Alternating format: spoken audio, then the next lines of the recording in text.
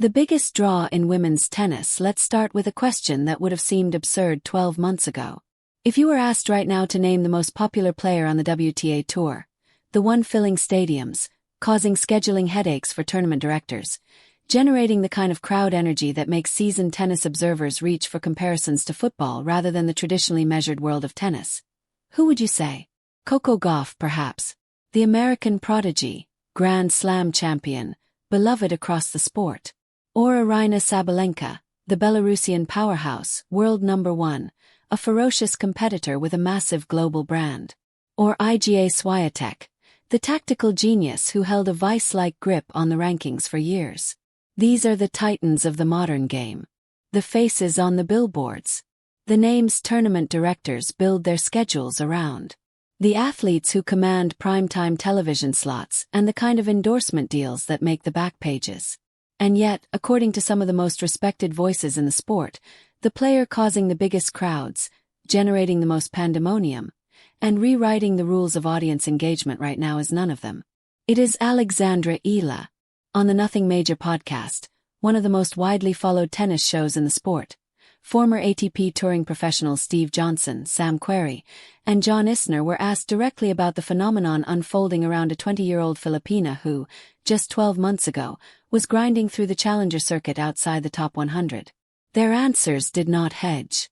Johnson called her the biggest draw in the sport right now, stating she is having a greater effect than any rising star in recent memory. The words used to describe the atmosphere surrounding her matches were not the careful language of diplomatic praise. They said mind-blowing. They said insane. They said completely crazy. The data backs them up. Her pre-tournament press conference in Dubai drew over 171,000 online viewers. Gauff and Carlos Alcaraz, two of the most marketable athletes in tennis, drew 29,000 combined. Sabalenka drew 9,000. Tournament organizers across multiple events have been forced to move Eala's matches, a player ranked 31st in the world, onto center courts and secondary stadiums simply because the outside courts cannot physically contain the thousands of fans who travel, sometimes from the other side of the planet, to watch her play. Isner pointed to something that tournament directors and brand managers are only beginning to fully process: the vast, previously untapped potential of the Filipino market. A demographic that had not, historically, descended on professional tennis in significant numbers. A community that is now arriving, at Melbourne, at Doha, at Dubai, with flags and noise and an infectious, undeniable energy that is changing the atmosphere of every venue it enters. To understand what this means, it helps to remember what actually drives professional tennis. Historically, the sport has been built on rivalries and dominant personalities. The sport thinks back to the cold precision of Bjorn Borg against the volcanic temperament of John McEnroe. The grace of Federer against the relentlessness of Nadal. Singular figures who made casual observers into committed fans, who turned a niche sport into a global event, who gave people a reason to care beyond the technical beauty of the game itself. What Alexandra Eala is doing belongs in that conversation. Not because she has yet accumulated the titles or the ranking of those giants, but because she is doing something that rankings alone cannot capture. She is making people feel something. She is making a community of over 110 million people, spread across every continent where tennis is played, feel represented at the highest level of the sport for the first time. That is not a marketing opportunity. That is a sociological event. Her run to the Miami Open semifinals in 2025, defeating multiple Grand Slam champions as a wild card, was the spark. Dubai in February 2026 was the confirmation. Even Gauff, who defeated her in the quarterfinals, paused in her post-match interview to explicitly thank Eala for bringing an entirely new demographic to the sport. That is not something a Grand Slam champion says out of politeness. That is something she says because the crowd she just played in front of was unlike anything she had experienced before. The stands were packed. The atmosphere was electric. The message was unmistakable. Alexandra Eala has arrived. And she is bringing the world with her. We remember the baseline battles between Chris Evert and Martina Navratilova, a rivalry that transcended the sport and captured the cultural imagination of an entire decade. We watched Andre Agassi's Neon Rebellion bring a younger, louder audience through the gates of Wimbledon and Flushing Meadows.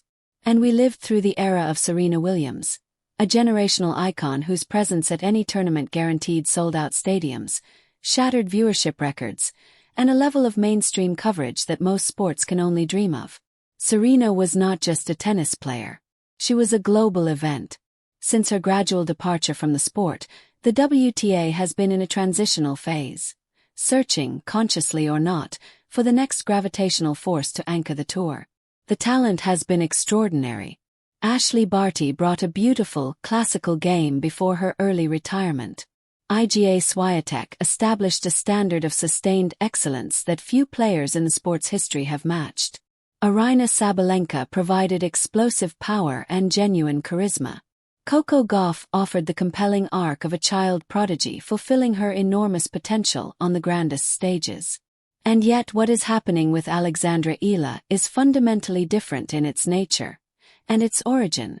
The traditional path to becoming the biggest draw in professional tennis follows a recognizable sequence. You win a Grand Slam. You climb into the top 5. You secure the major corporate endorsements. And then the massive global crowds follow, as a natural byproduct of sustained championship success. Alexandra Eala is inverting that sequence entirely. She is ranked 31st in the world. She has not yet won a Grand Slam singles title. She is still, in many meaningful ways, learning her craft at the highest level of the tour. And yet the crowds she is generating are eclipsing those of multi-slam champions. She is creating Super Bowl atmospheres at tournaments in the Middle East, in Australia, and across the Americas, not because of what she has already won but because of what she represents. This forces a genuine and important question about the modern landscape of sports fandom.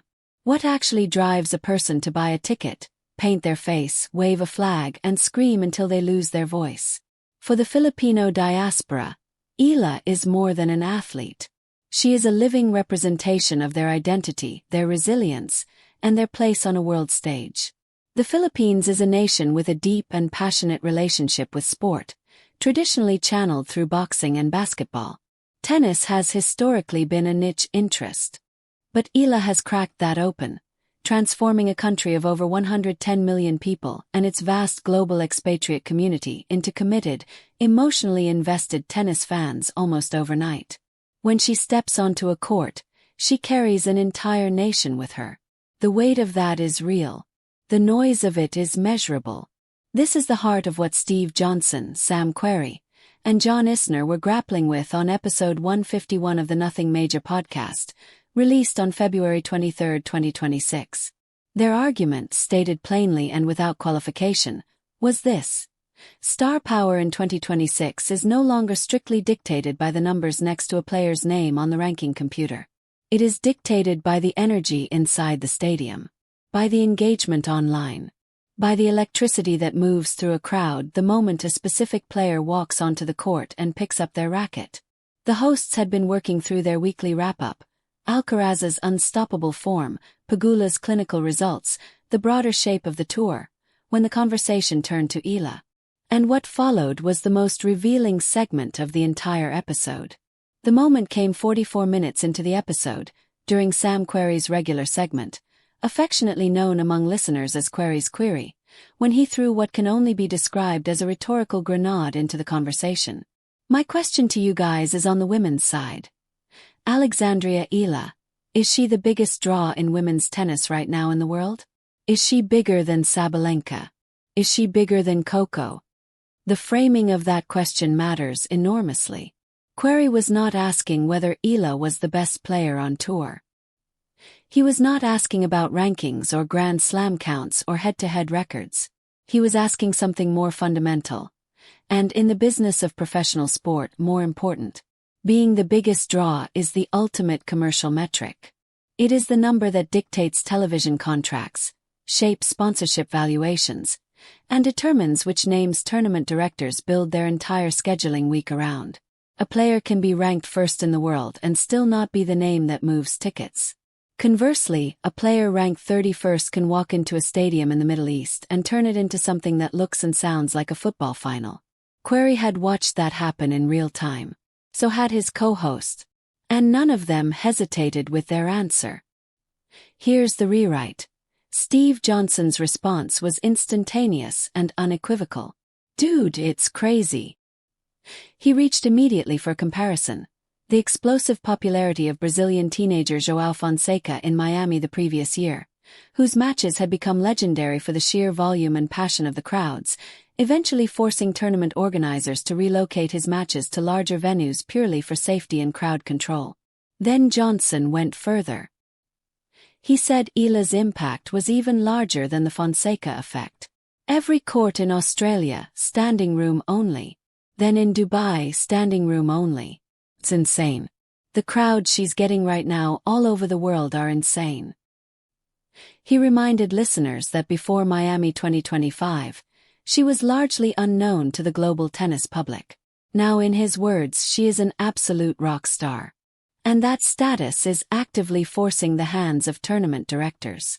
Regardless of her ranking, which sits outside the top 10, tournaments are now compelled to place her on center court, or at minimum the second largest show court, because the alternative is a logistical nightmare of overflowing crowds and blocked walkways. John Isner validated everything Johnson had said, noting the Doha crowds had been completely crazy for her the previous week. But Isner offered the crucial analytical layer beneath the spectacle. It's a huge market. I think a lot of people underestimated how big that market is. They finally have a star on the women's side of the game. He is right. The tennis world, historically centered in Europe, North America, and Australia, has frequently struggled to capture the vast populations of Southeast Asia. Players like Li Na in China and Kei Nishikori in Japan opened enormous doors in their respective nations.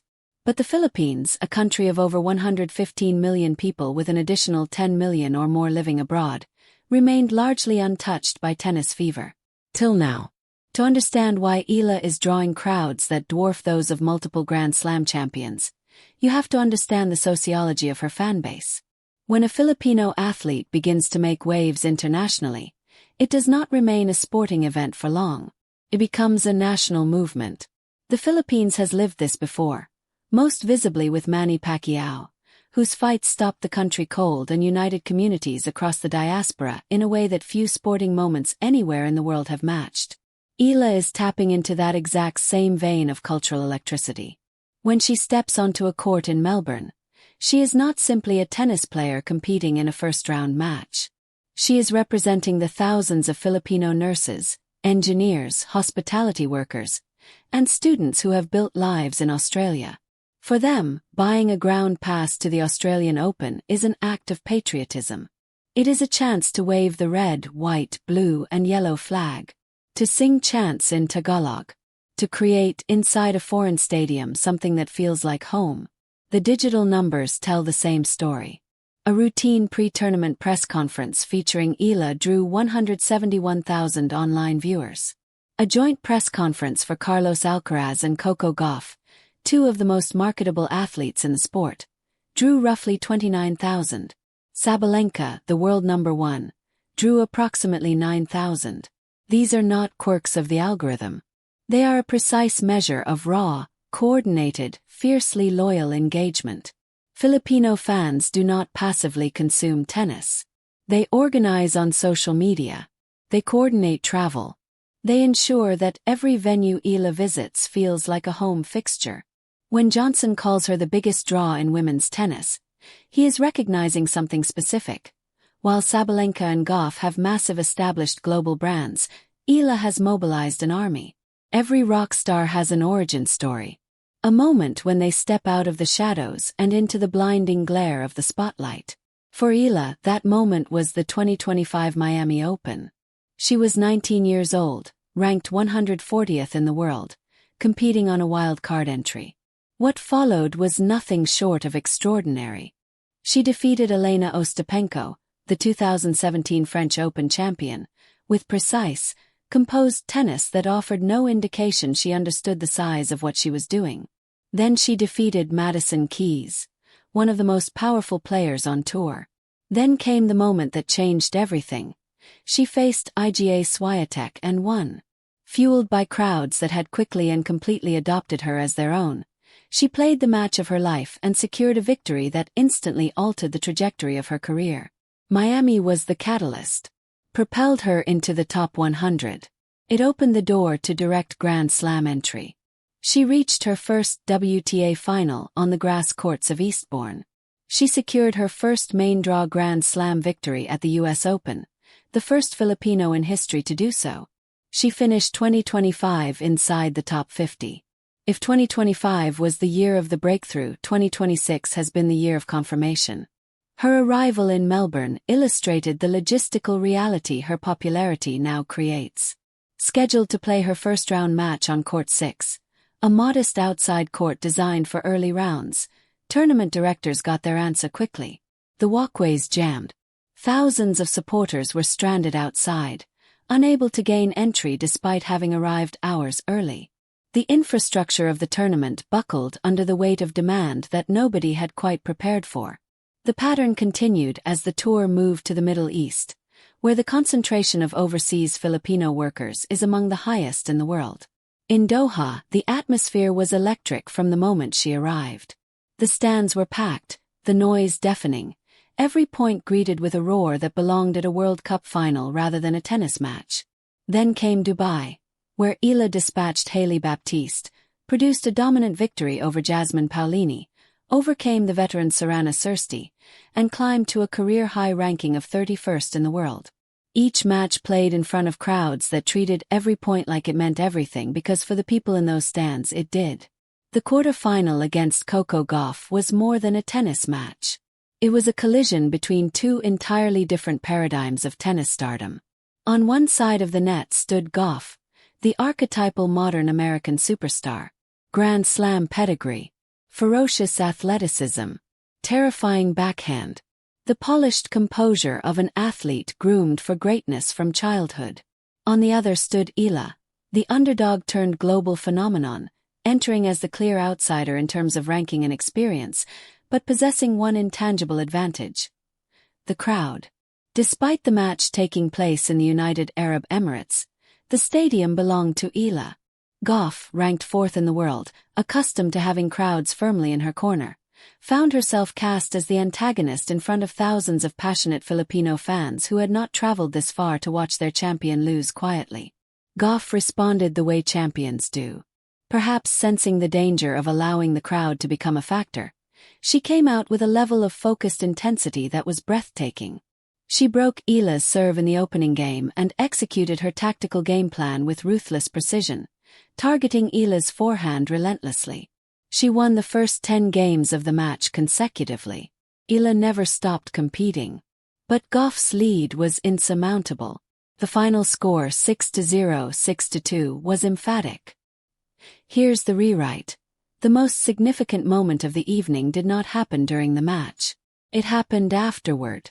Gauff, holding the microphone at center court, looked out at a crowd that had spent 2 hours actively rooting against her. She had every right to feel the friction of that. Instead, she met it with complete grace. "Thank you guys for coming out here. I know you are mostly supporting Alex, but I have to say it's great to be on a crowded court. Also, I'd like to thank Alex for bringing a new demographic to the sport. I really appreciate it. I think it's great." Pause on that for a moment. One of the most famous athletes on the planet, standing at center court in Dubai having just won a quarterfinal, chose to use her post-match platform not to celebrate her own victory but to explicitly acknowledge that her opponent was doing something historically significant for the sport. That is not diplomacy. That is not the kind of thing a media trainer scripts. That is a genuine observation from someone who just experienced the reality of it firsthand. With those words, the debate moved beyond podcast commentary. It became undeniable. To fully appreciate what Eala's draw actually represents, it helps to understand what Sabalenka and Gauff represent, because the distinction matters. Sabalenka is the apex predator of the WTA Tour. Her serve is a weapon of extraordinary force. Her ground strokes hit with a ferocity that few players in the history of the game have matched. She draws crowds because people love the spectacle of raw power. But her appeal, while enormous, is rooted largely in the traditional tennis fanbase. People who already follow the sport, who understand what they are watching, who come to see excellence performed at its highest level. Sabalenka commands respect, awe, and admiration. What she does not generate, at least not in the same way, is the visceral, flag-waving, song-singing nationalistic fervor that follows Eala from continent to continent. Gauff is the golden child of American tennis. She draws massive crowds, particularly in the United States, and has brought a younger, more digitally engaged demographic to the sport through the sheer force of her social media presence and her compelling personal narrative. She is a phenomenal ambassador for the game. But her appeal, too, operates largely within the existing universe of tennis consumers, people who were already inclined toward the sport and found in Gauff a reason to invest more deeply. What Eala is doing is categorically different. She is not attracting tennis fans. She is manufacturing them. She is converting people who had never watched a WTA match in their lives, who could not have told you the difference between a tiebreak and a let cord, into ticket-buying, flag-waving, flight-booking superfans, purely through the combination of her nationality and her success. The mechanism is not the sport. The mechanism is representation. The mechanism is the specific, electric joy of watching someone who looks like you, sounds like you, and carries your flag succeed in a space that has never made room for people like you before. Put Sabalenka on a court in Dubai against a mid-ranked opponent, and the stadium will be comfortably full. Put Eala on that same court and you have a logistical problem.